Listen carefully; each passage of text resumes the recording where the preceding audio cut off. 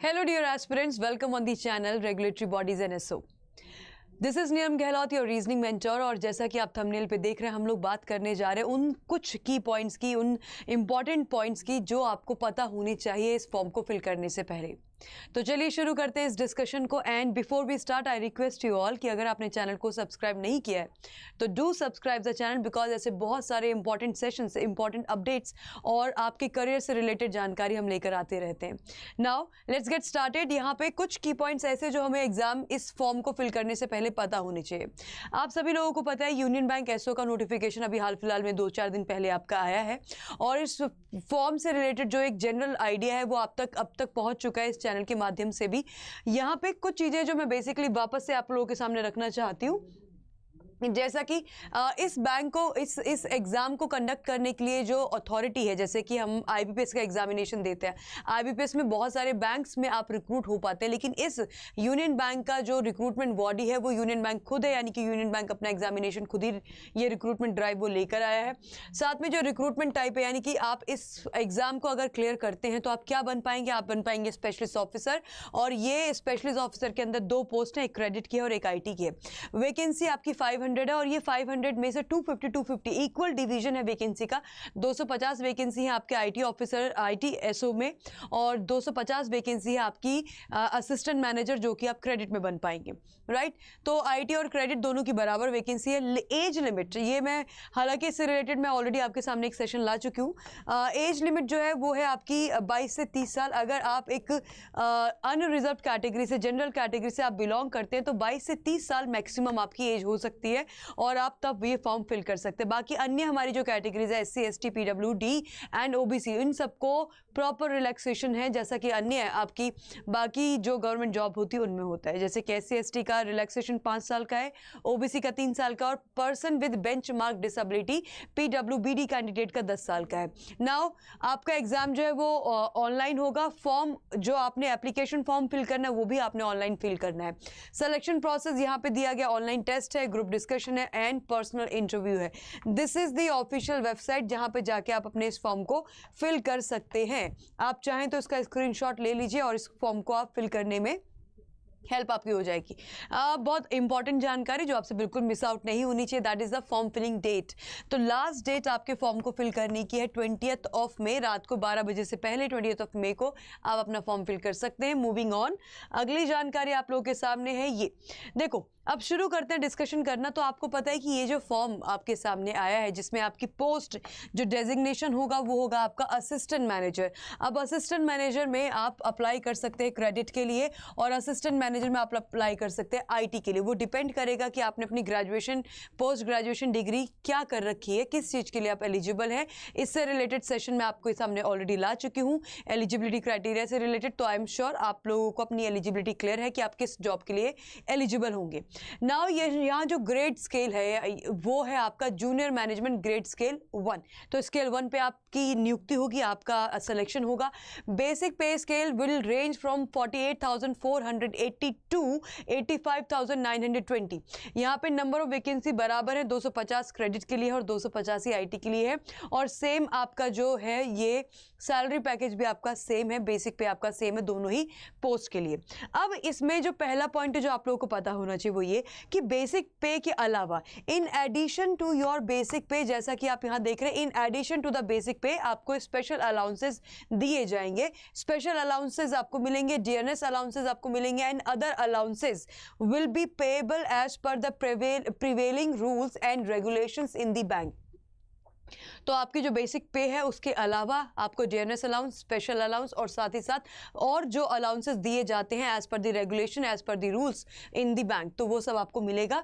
इसके साथ साथ फर्दर आपको मिलने वाला है, the officer will also be eligible for amenities like residential quarters. आप इनके रेजिडेंशियल क्वार्टर्स को भी यूज कर सकते हैं अगर आप चाहें, या फिर आप क्या ले सकते हैं, आप लीज रेंट इन ल्यू, या आप या तो इनके दिए गए क्वार्टर्स में रह सकते हैं अगर आपकी पोस्टिंग, क्योंकि इसकी जो हेडक्वार्टर्स है वो मुंबई में है, तो या तो आप इस बैंक के द्वारा दिए गए क्वार्टर्स में रह सकते हैं, या फिर आप अगर कहीं और पे रहते तो आप उसका रेंट अग्रीमेंट के अकॉर्डिंग आप उसकी जो अमाउंट है वो यहाँ से रियम्बर्स करा सकते हैं। LFC ले सकते हैं, रियम्बर्समेंट ऑफ मेडिकल और हॉस्पिटलाइजेशन। तो मेडिकल और हॉस्पिटल अगर आपके कुछ ऐसे आपको जाना पड़ता है या कुछ भी है तो वहाँ पे आप इसको रियम्बर्स करा सकते हैं। साथ ही साथ other perquisites as per the policy of the bank, और बाकी सभी अन्य सुविधाएं जो आपके बैंक में दी जाती है वो आपको भी दी जाएंगी एज अ क्रेडिट और the IT assistant manager post.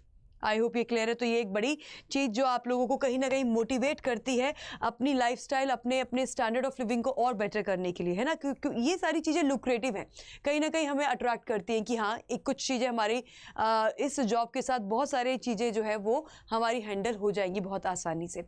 आगे बढ़ेंगे, अगली जानकारी है, देखो यहाँ पे अब एक और बड़ा पॉइंट जो आपको ध्यान में रखना, आप केवल एक ही एप्लीकेशन फॉर्म फिल कर सकते हैं, आप 2 पोस्ट के लिए अप्लाई नहीं कर सकते। जैसा कि आप यहाँ देख रहे हैं that 1 candidate can apply for only 1 post. आप ऐसा नहीं कर सकते कि आपने क्रेडिट के लिए भी अप्लाई कर दिया और आपने IT के लिए भी अप्लाई कर दिया, आप केवल एक पोस्ट के लिए अप्लाई कर सकते हैं। In case of multiple application only the last valid, यानी कि अगर आपने मल्टीपल एप्लीकेशन फिल कर भी दी तो जो लास्ट एप्लीकेशन होगी जो कि कंप्लीट होगी उसको माना जाएगा, दैट विल बी रिटेन्ड, यानी कि उसको एक्सेप्ट किया जाएगा। तो मेक श्योर करें कि आप मल्टीपल एप्लीकेशन फॉर्म्स ना फिल करें। इसके आगे बढ़ते हैं, अगली जानकारी नेक्स्ट इंपॉर्टेंट है कि अगर आप इस बैंक में सेलेक्ट हो जाते तो 2 साल का प्रोबेशन पीरियड जो है वो आपको सर्व करना पड़ेगा। Now let's get a detailed discussion of this. The selected candidates will be on probation for a period of 2 years। जैसे IBPS PO की जॉब के लिए आप सेलेक्ट होते तो 2 साल का प्रोबेशन वहाँ पे भी होता है, सिमिलरली यहाँ पर भी आपका 2 साल का प्रोबेशन है। ये प्रोबेशन कब से काउंट होगा? ये प्रोबेशन काउंट होगा of active service from the date of his और हर ज्वाइनिंग द बैंक। तो सपोज आपके ये सारी चीज़ें हो गई, ऑनलाइन एग्जाम हो गया, सब कुछ हो गया, सिलेक्शन हो गया, अब जिस दिन आपकी आप जिस दिन ज्वाइन करते बैंक को, तो डेट ऑफ ज्वाइनिंग से आपका 2 साल का प्रोबेशन पीरियड काउंट किया जाएगा। इसका ध्यान रखिएगा। अगली एक और बड़ी इंपॉर्टेंट जानकारी जो हमारे कैंडिडेट्स को, हमारे एस्पिरेंट्स को पता होनी चाहिए before filling up the form, तो यहाँ पे एक सर्विस इंडेमनिटी बॉन्ड है जो आपको अंडरटेक करना पड़ेगा, जो आपको शायद साइन करना होगा। वो ये है कि सेलेक्टेड कैंडिडेट्स, आप फाइनल सिलेक्शन में मेरिट में आपका नाम आ गया है, आपके पास मेल आ चुका है बैंक से कि हाँ now that you are selected.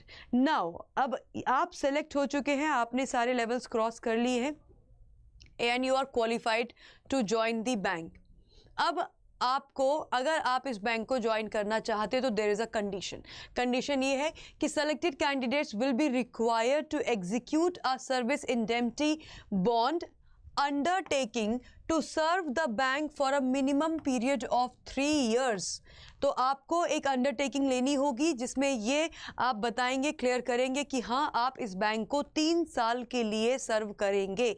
Minimum period of, अब 3 साल कम से कम आपको सर्व करना पड़ेगा, यानी कि आप 3 साल से पहले अगर आप बैंक छोड़ते हैं तो आपको पे करना होगा ₹2,50,000, यानी कि 2.5 लाख का जो है ये सम आपको पे करना पड़ेगा बैंक को अगर आप 3 साल से पहले छोड़ते हैं। आई होप ये क्लियर हो। मैं वापस से बता दूं कि जैसे ही आपका सिलेक्शन होता है इस बैंक में, अब आप इस बैंक के द्वारा जो है सेलेक्ट कर लिए गए हो, और अगर आप बैंक को ज्वाइन करना चाहते हैं, क्योंकि सिलेक्शन के बाद भी आपके ऊपर कोई प्रेशर नहीं है कि आपको करना ही है, अब सेलेक्ट आप हो गए और सिलेक्शन के बाद आपको बैंक को ज्वाइन करना है, तो यहाँ पे एक अंडरटेकिंग को आपको साइन करना होगा, और ये अंडरटेकिंग ये कहती है कि आपको इस बैंक को कम से कम 3 साल सर्व करना होगा। आप 3 साल से पहले नौकरी नहीं छोड़ सकते, 3 साल तक आप सर्व करेंगे कम से कम। 3 साल के बाद अगर आप चाहें तो छोड़ सकते हैं, लेकिन 3 साल तक या 3 साल से पहले अगर आप इस जॉब से अगर आप जाना चाहते हैं बाहर इस बैंक से, तो उस केस में आपको 2.5 लाख रुपए जो है वो इस बैंक को देने पड़ेंगे, जैसा कि यहाँ पे दिया है, प्लस एप्लीकेबल टैक्सेस। ना केवल 2.5 लाख रुपया, बट इसके साथ साथ जो इसके टैक्सेस है वो भी देने होंगे as per the government rules in case he और she leaves the bank before the completion of 3 years of active service. तो आई होप ये क्लियर हो गया आपको, है ना, ठीक है। तो ये बात क्लियर है, तो ये आपको पता होना चाहिए। हालांकि मुझे नहीं लगता कि एक अच्छी खासी नौकरी आप लोगों को मिलेगी, एक अच्छी खासी जॉब प्रोफाइल पे आप जाएंगे, क्रेडिट ऑफिसर, असिस्टेंट मैनेजर या फिर क्रेडिट ऑफिसर की जगह अगर आप आईटी के लिए एलिजिबल हैं तो असिस्टेंट मैनेजर की पोस्ट पे जाएंगे। अच्छा खासा आपका सैलरी पैकेज है, सारे अलाउंसेज आप लोगों को मिल रहे हैं, आपको रेंट भी अपने आप से पे नहीं करना है, and all other DNS allowance everything.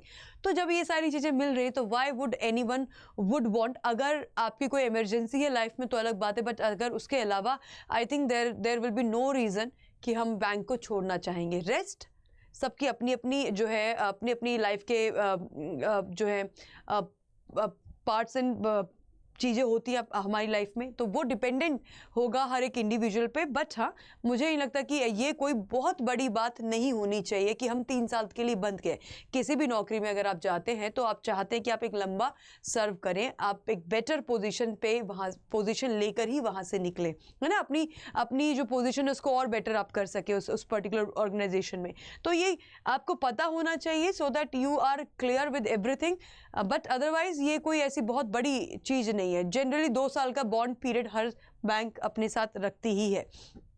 अब अगली जानकारी, सिलेक्शन प्रोसेस का थोड़ा चीज़ मैं यहाँ पे क्लियर करना चाहती हूँ मेरे एस्पिरेंट्स को कि सिलेक्शन प्रोसेस में मैंने यहाँ पे बहुत क्लियरली मेंशन कर दिया ताकि आपको कोई डाउट ना रहे। सिलेक्शन प्रोसेस में ना एक चीज़ है यहाँ पे कि it may comprise of, may comprise, ये एग्जैक्ट मैंने कॉपी लिया है इसके ऑफिशियल नोटिफिकेशन का, जो कि ये कहता है कि selection process may comprise of online examination, मतलब ऑनलाइन एग्जामिनेशन हो सकता है, या फिर ग्रुप डिस्कशन, या फिर स्क्रीनिंग ऑफ एप्लीकेशन, केवल एप्लीकेशंस को देख के ही उसकी स्क्रीनिंग कर दी जाए कि भाई हमको कौन सा कैंडिडेट सेलेक्ट करना है, कौन सा नहीं करना है, या फिर यहाँ पे होगा आपका personal interview depending on the number of applicants और depending on the number of eligible candidates. तो ये 4 चीज़ें यहाँ पे इन्होंने हाईलाइट करी हैं। अब the bank reserves the absolute right to decide as to whether to use all or any of these modes for selection of for the notified post. तो बैंक ने यहाँ पे एक डिस्क्लेमर दिया है कि बैंक जो है उसके पास एब्सोल्यूट राइट है कि वो इन सारे मेथड्स को अप्लाई करे अपने सिलेक्शन प्रोसेस में, या फिर इनमें से किसी एक को करे। तो ये कंप्लीटली बैंक का कॉल होगा, इसमें आप कोई क्वेश्चन रेज नहीं कर सकते हैं। अब यहाँ पे प्रॉब्लम ये आती है कि क्या मैम हमें फिर इन दैट केस क्या एग्ज़ाम नहीं होगा, क्या ऑनलाइन एग्जामिनेशन नहीं होगा? ऐसा नहीं कह सकते, क्योंकि इन्होंने अपने नोटिफिकेशन में ये सारी बातों के साथ साथ जो और बातें बताई हैं वो ये कि इन्होंने आपको एग्ज़ाम पैटर्न भी बताया है। So you have to be well prepared, क्योंकि अगर एग्ज़ाम हो गया, ऑनलाइन एग्जामिनेशन अगर होता है तो आपके पास टाइम नहीं होगा उस एग्ज़ाम के लिए प्रिपेयर करने के लिए। So you have to be well prepared beforehand, क्योंकि इसके बारे में कि ये एग्जैक्ट किस तरीके से सिलेक्शन प्रोसेस निकालेंगे वो ये अपने नोटिफिकेशन में बताएंगे। And I am telling you, इस तरह के जो नोटिफिकेशंस आते हैं, हम पिछले पूरे साल का हम इसमें एक काउंट कर ले कि पिछले साल किस तरह से एग्जाम्स हुए थे, उससे पिछले साल की बात कर ले। नोटिफिकेशन निकलने के अराउंड 1.5 से मैक्सिमम 2 महीने के बीच में आपका एग्जाम हो जाता है। पीएनबीएसओ के केस में भी ऐसा हुआ, पीएनबीएसओ में आपको मैक्सिमम 2 महीने का टाइम मिल गया, ठीक है। सिमिलरली बाकी सारे एग्जाम्स में भी आप देखते हो कि विद इन 40 से आपके 2 महीने तक का टाइम होता है एक नोटिफिकेशन के आने के बाद एग्ज़ाम कंडक्ट करवाने के लिए। तो आप ये बिल्कुल भी वेट मत करना कि हम उसकी वेबसाइट पे इसके ऑफिशियल नोटिफिकेशन का वेट करेंगे कि ये एग्ज़ाम करा रहे हैं नहीं करा रहे हैं। I think if you are willing to join this bank, अगर आप चाहते हैं कि इसमें आपका सिलेक्शन हो जाए, ये जितने भी पर्क्स एंड आपने अलाउंसेस देखे, सैलरी देखी, अगर आप चाहते हैं कि ये बेटर चीज़ें आपको मिले तो आपको तैयारी इस एग्ज़ाम की करनी होगी। इसके भरोसे नहीं बैठा जा सकता कि शायद एग्ज़ाम हो या ना हो। You have to be prepared, है ना, आपको वर्ड्स के लिए प्रिपेयर होना पड़ेगा। तो एग्ज़ाम पैटर्न की अगर बात करें, सिलेक्शन अगर ऑनलाइन एग्जामिनेशन होता है तो उसका स्ट्रक्चर ये है। यहाँ पे क्यूआरई देखो, ये बड़ा स्टैंडर्ड, मैं बोलूँगी ये जो आपके सामने एग्ज़ाम पैटर्न है ना, ये बहुत ही स्टैंडर्ड एग्ज़ाम पैटर्न है। एसओ एग्जाम्स में ऐसा ही कुछ होता है। आपने पीएनबीएसओ भी अभी दिया है, आप लोगों को पता है, नहीं पता है तो उनको मैं बता दूँ कि पीएनबीएसओ में भी यही स्ट्रक्चर था। बस पीएनबीएसओ में क्या चेंज था, यहाँ पे 75 की जगह 75 की जगह 50 क्वेश्चन थे, दैट वाज इट। रेस्ट ये सब कुछ सेम था। तो क्वांट रीजनिंग इंग्लिश 25-25-25 है। स्पेशल नॉलेज यानी कि ये प्रोफेशनल नॉलेज जो है ये आपकी आईटी वालों की अलग आएगी, क्रेडिट वालों की अलग आएगी, as per their course, as per their graduation details. तो 75 क्वेश्चन जो कि कैरी करेंगे 2 मार्क्स तो ये टोटल हो जाएगा आपका 150 मार्क्स, 150 क्वेश्चन, 225 मार्क्स के, 225 मार्क्स के होंगे। 75 मिनट्स का टाइम मिलेगा आपको क्वांट, रीजनिंग और इंग्लिश को साथ में सॉल्व करने के लिए, और 75 मिनट्स का अलग से टाइम मिलेगा आपको प्रोफेशनल नॉलेज को सॉल्व करने के लिए, 150 total minutes. Now there is a negative marking to keep in mind. Then आपका ग्रुप डिस्कशन। अब ग्रुप डिस्कशन पे अगर आप आते हैं तो ग्रुप डिस्कशन के टोटल मार्क्स जो है वो 50 है, 50 नंबर का अगर ग्रुप डिस्कशन होता है तो टोटल 50 नंबर का होगा, जिसमें कि मिनिमम क्वालिफाइंग मार्क्स जो कि हमारे जनरल या ईडब्ल्यूएस कैंडिडेट्स के हैं वो 25 है, और जो हमारे SC ST PWBD candidates reserve category के हैं उनके होंगे 22.5 मिनिमम क्वालिफाइंग मार्क्स। ये मिनिमम क्वालिफाइंग मार्क्स का मतलब ये है कि इतना तो लाना ही पड़ेगा आपको जीडी के अंदर, एल्स आपका सिलेक्शन नहीं होगा। ठीक है, चलिए आगे बढ़ते हैं। अब आगे बढ़ते तो आता है आपका अगली जानकारी, यानी कि पर्सनल इंटरव्यू। मेरा पर्सनल इंटरव्यू जो है वो टोटल मार्क्स इसमें 50 होंगे। ठीक है, अब यहाँ पे भी 25 नंबर आपको मिनिमम क्वालिफाइंग मार्क्स लेकर आने हैं for general and EWS category, यानी कि इकोनॉमिकली वीकर सेक्शन और जनरल कैटेगरी के लिए 25 मार्क्स है, यानी कि 50% यहाँ पे आप जैसा कि आप देख पा रहे हैं, और 22.5 एससी एसटी एंड पीडब्ल्यूडी यानी कि रिजर्व्ड कैटेगरीज के लिए। एक और जानकारी मैं यहाँ पे आपको देते चलूँ कि इंटरव्यू के लिए जो कॉलिंग होगी वो कैसे होने वाली है। So for the interview the candidates will be called in the ratio of 1:3, यानी कि एक पोस्ट पे बोलूँ या मैं बोलूँ एक वैकेंसी पे, है ना, एक वैकेंसी पे जो है 3 लोगों को बुलाया जाएगा, तो 1:3 के रेशियो में बुलाया जाएगा as against the number of vacancies. मतलब एक वैकेंसी पे 3 लोगों का इंटरव्यू होगा, उन 3 में से फिर एक किसी को सेलेक्ट किया जाएगा। I hope this is crystal clear. चलिए, तो ये सारी जानकारी आप लोगों के सामने रखनी थी कि आपको फॉर्म फिल करने से पहले ये सब कुछ पता होना चाहिए, राइट? सारी जानकारी हमारे सामने होनी चाहिए। अब इसके साथ साथ ये सारी चीजें आपको क्लियर हो गई है। ओके, नाउ एक और चीज मैं आपको यहाँ पे बता देना चाहती हूँ कि अगर देखो, अगर आपका ऑनलाइन एग्जामिनेशन, अब फाइनल सिलेक्शन कैसे होगा, मतलब फाइनल सिलेक्शन कैसे काउंट होगा, अगर आपका ऑनलाइन एग्जाम और पर्सनल इंटरव्यू होता है ना, हमारे पास 3 से 4 चीजें थी। अगर आपका ऑनलाइन एग्जाम ये करवाते हैं और पर्सनल इंटरव्यू करवाते हैं तो फिर सिलेक्शन क्या होगा, merit list will be based on the aggregate marks in the online exam and personal interview बनाई जाएगी, और डिसेंडिंग ऑर्डर में उसको हर कैटेगरी के डिसेंडिंग ऑर्डर में रखा जाएगा। तो जनरल, जैसे जनरल कैटेगरी है, ईडब्ल्यू, ओबीसी, एससी, एसटी, तो कैटेगरी वाइज सबकी लिस्ट अलग प्रिपेयर होगी। एससी वाले कैंडिडेट्स की जिसके नंबर सबसे ज़्यादा आएंगे उसका नाम सबसे ऊपर होगा, फिर उससे कम वाला, उससे कम वाला, डिसेंडिंग ऑर्डर ऑफ मार्क्स में हर एक कैटेगरी की लिस्ट बनाई जाएगी। इसी तरीके से जनरल वालों की, इसी तरीके से ईडब्ल्यूएस वालों की, इसी तरीके से ओबीसी कैंडिडेट्स की लिस्ट प्रिपेयर करी जाएंगी। तो कैटेगरी वाइज इन दी मार्क्स के डिसेंडिंग ऑर्डर के रिस्पेक्ट में आपकी लिस्ट तैयार करी जाएगी, ऑनलाइन एग्जाम प्लस इंटरव्यू दोनों के नंबर की। ठीक है, तो ऑनलाइन एग्जाम को हमें हल्के में नहीं लेना है, ये याद रखिएगा। अच्छा, दूसरा केस, अब अगर ऑनलाइन एग्जाम नहीं होता है तो, यानी कि अगर if online examination is not conducted and only the personal interview is conducted, अगर ऑनलाइन एग्जाम नहीं हुआ, केवल पीआई हुआ, तो in that case merit list will be prepared only on the basis of marks obtained in the personal interview. तो फिर केवल personal interview के बेसिस पे आपकी मेरिट लिस्ट बनाई जाएगी। अब अगर आपका online exam is not conducted and both GD and personal interview is conducted, अब अगर मेरा ऑनलाइन एग्जाम नहीं हुआ लेकिन मेरे पीआई यानी कि पर्सनल इंटरव्यू के साथ साथ जीडी भी कंडक्ट किया गया, in that case merit list will be prepared on the basis of aggregate marks obtained in the group discussion and personal interview पर बनाई जाएगी। इन दोनों के नंबर को लेके आपकी जो है मेरिट लिस्ट बनाई जाएगी। आई होप यहां तक क्लियर हो गया। ऑल राइट, तो अब मुद्दे की बात यह है कि भाई प्रिपेयर करना है। आप रिटन टेस्ट को लाइटली नहीं ले सकते, बिल्कुल भी लाइटली मत लीजिएगा। ऐसा बिल्कुल ना सोचे दिमाग में अपने, बिल्कुल भी इस तरीके की बात मत रखना कि होगा या नहीं होगा। नहीं होगा तो ये अलग बात है, आपकी प्रिपरेशन कभी ज़ाया नहीं जाती, यहाँ की प्रिपरेशन आपके कहीं और किसी और जगह पर काम आ ही जाएगी। लेकिन अगर आप प्रिपेयर नहीं करोगे तो बहुत मुश्किल है ना। और ये मैं बता रही हूँ कि ये एक अच्छी वैकेंसी आपको दिखाई दे रही है, क्योंकि 250 वैकेंसी होना ये कम बड़ी बात नहीं। पीएनबीएसओ ने अभी अपना नोटिफिकेशन निकाला था जिसमें क्रेडिट कुल की अपनी 190, 190, 180 अराउंड अब हमारी वैकेंसीज थी। तो जब जब ऐसे मौके आते तो आप लोगों को जरूर ग्रैब करना चाहिए अगर आप एलिजिबल हो तो। So all the best guys आपकी प्रिपरेशन के लिए। अब इसमें अगर आपको हमारी कोई मदद चाहिए तो हमने आप लोगों के लिए निकाल दिए हैं बिल्कुल वेल डिज़ाइन क्यूरेटेड कोर्सेज जो आपकी प्रिपरेशन को और भी ज़्यादा बेटर तरीके से कंडक्ट करवाएंगे विद स्पेशल, यहाँ पे आपके साथ स्पेशल मेंटोर्स जो हैं वो कनेक्टेड होंगे आपकी इस जर्नी में। अगर आप चाहें आप इनकी डेमो क्लासेस लेके देखिए, इन फैकल्टी से क्लासेस लेके देखिए कि क्या आप इनकी बात समझ पाते हैं, क्या आप इनके द्वारा जो पढ़ाया जा रहा है वो आप कनेक्ट कर पाते हो। ठीक है, तो सभी faculties well trained, well experienced हैं। यहाँ पे सभी फैकल्टीज़ अपने अपने एरिया में एक्सपीरियंस्ड हैं। आप चाहें तो इनकी डेमो क्लासेस लेके देख सकते हैं। और अगर आपको हमारी हेल्प की ज़रूरत है तो ये क्रेडिट का और साथ ही साथ IT का दोनों के हमने बैचेस शुरू कर दिए हैं। इसमें जुड़ने के लिए आप डिस्काउंट कोड का इस्तेमाल कर सकते हैं। The discount code is Y651। जिनको नहीं पता है हाउ, तो उनको क्या करना है, उनको जाना है अड्डा 24/7 की एप्लीकेशन पर, और अड्डा की एप्लीकेशन पे जाके आप यहाँ पे टाइप करेंगे अड्डा 24/7। एप्लीकेशन को डाउनलोड करने का लिंक भी दिया गया है आपके इस कमेंट सेक्शन में, इसके डिस्क्रिप्शन में।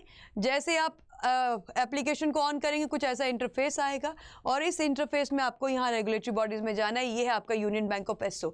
जैसा कि मैंने बताया IT और क्रेडिट दोनों के बैचेस आपके अवेलेबल है। अगर आप क्रेडिट के बैच में जुड़ना चाहते हैं तो यहाँ पे जाके आप करेंगे बाय नाउ। बाय नाउ करने के बाद आप लगा दीजिएगा डिस्काउंट कोड जो आप लोगों की स्क्रीन के नीचे चल रहा है। ठीक है, तो यहाँ पे हम जैसे ही लगाएंगे ये डिस्काउंट कोड, यहाँ अप्लाई कर दीजिए, दिस इज़ Y651। और जैसे ही आप अप्लाई करते हैं ये हमारी फ़ीस हो जाएगी 2299।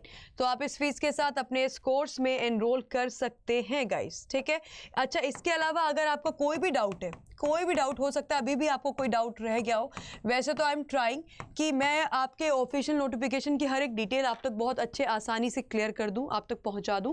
बट इसके बाद भी अगर कोई डाउट रह गया तो do let me know in the comment section. जैसा कि पिछले सेशन में आप लोगों ने मुझे कमेंट किए थे और मैंने आपके हर कमेंट का रिप्लाई किया है, वैसे ही अगर अभी भी कोई डाउट रह गया तो मुझे बताइएगा। टिल देन ऑल्सो मेरी फ्री क्लास आप लोगों को मिलती है सुबह 11 बजे, है ना। Free YT class, free YouTube class होती है हमारी एट 11 AM। इसमें भी आप जुड़ना ना भूलें रीजनिंग की प्रैक्टिस के लिए। Thank you everyone, thank you so much.